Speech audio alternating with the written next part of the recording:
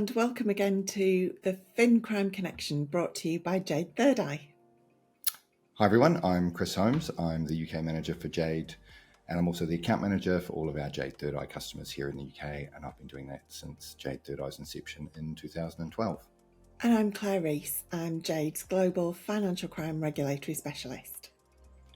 So Claire, what exciting UK financial crime news stories do you have for us this month? There have been a few stories in the past month that I'd like to cover today, Chris. Firstly, the FCA have updated the Financial Crime Guide for firms. Now, they didn't shout about this, so some people may have missed this update, but there are some really important messages in here. The first one is the addition of a direct link between financial crime and the consumer duty.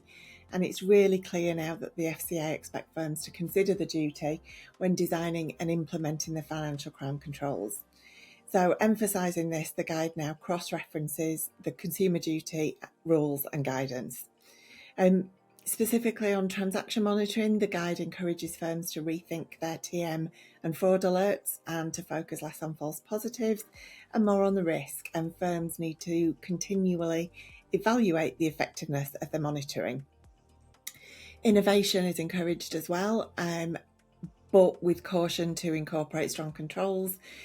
Governance remains a key focus, especially in relation to AI and machine learning, and it's clear that firms must be able to demonstrate explainability, testing and oversight. Interesting. That's quite a noticeable shift, isn't it? I think it signals a trend where the FCA is probably expecting firms to think a bit more beyond compliance and focusing more on customer outcomes. Yeah, absolutely. Cool. You said there were a few stories to talk about. What else have you got? My second headliner is the publication of the Cifas annual Fraudscape report, which has some pretty startling fraud figures. Yeah, I was reading that as well. So UK fraud's hitting record highs right now, isn't it? It is. In 2024, a mind-blowing 421,000 fraud cases were filed to the National Fraud Database. That's up 13% on last year, and that means a new case is being recorded every 2 minutes. Wow. Almost 250,000 cases of impersonation fraud were filed. That's 59% of all the frauds, and many of those were committed through online channels, which is consistent with previous year's reports. Wow, that scale's actually pretty staggering, but I suppose not really that surprising given the growth in digital crime.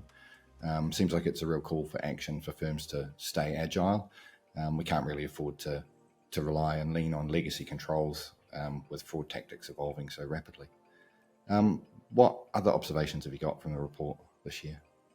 So interestingly, overall figures have decreased for money mules.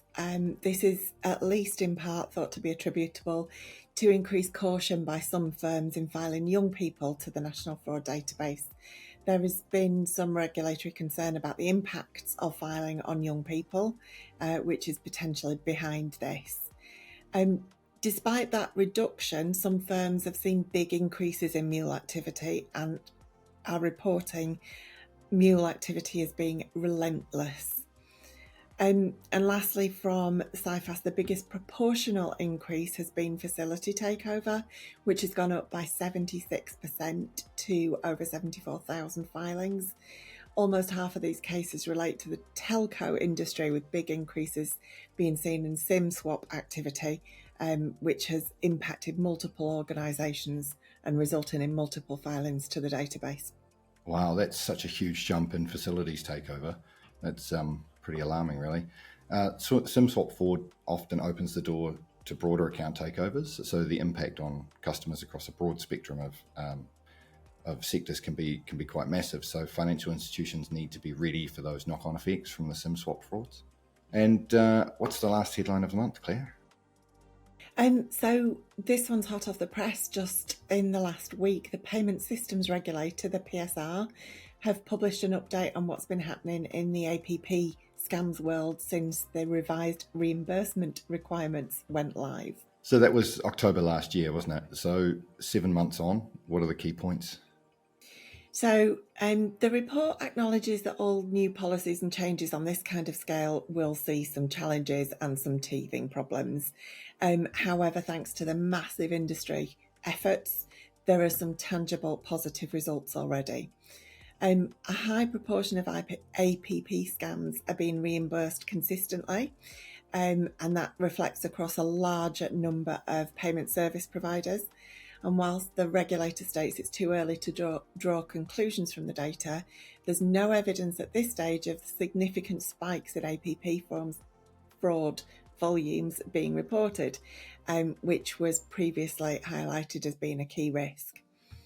The report also confirms that only 2% of claims to date have been rejected due to customer negligence, and this surprised me, that the differences in how figures are reported pre and post reimbursement changes, it appears that overall reports of APP scams may have actually decreased in the first 3 months of this year.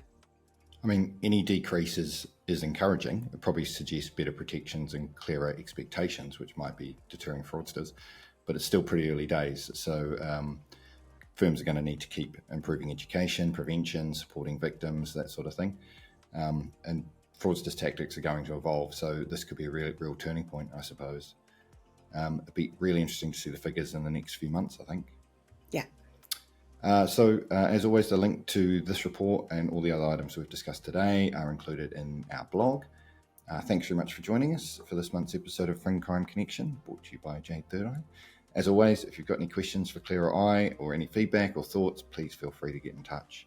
And as usual, we'll be back next month with more updates and insights from the financial crime landscape.